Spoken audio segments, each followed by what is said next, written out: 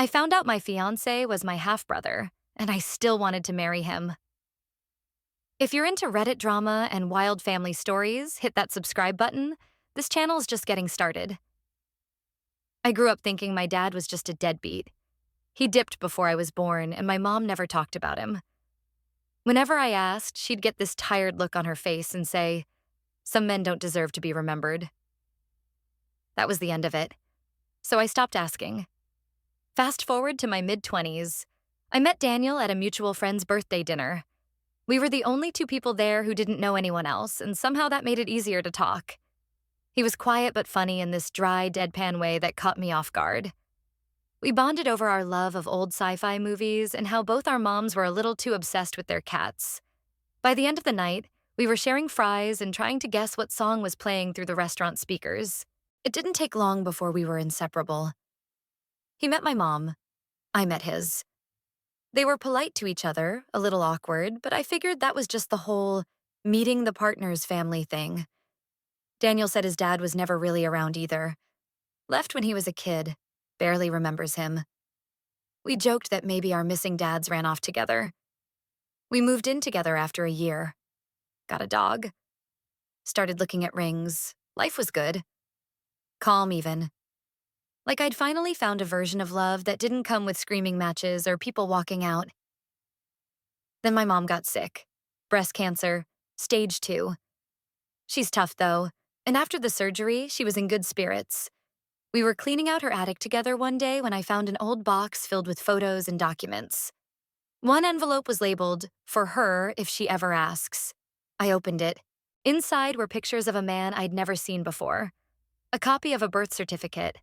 Letters, old and yellowing, but careful. There was a name, Michael Redman, my father. The more I read, the more confused I got. Because Michael Redman wasn't just some random name. He was Daniel's father, too. I sat there, rereading that name like it would somehow change.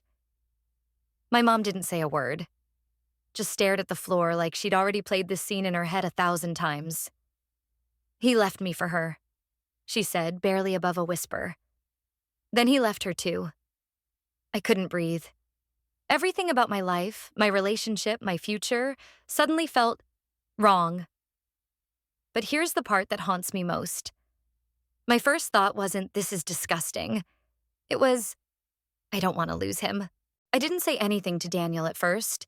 I told myself I needed time to process, that blurting it out would just explode both of our lives. So I walked around like a ghost for 3 days. He noticed, of course, kept asking what was wrong, if my mom's health had taken a turn, if I was having second thoughts about the wedding. I wanted to lie.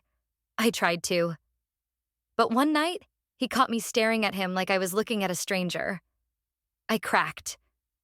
"I think we have the same dad," I said. He laughed at first.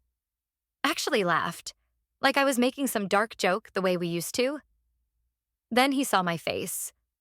The silence that followed felt like a black hole opening between us.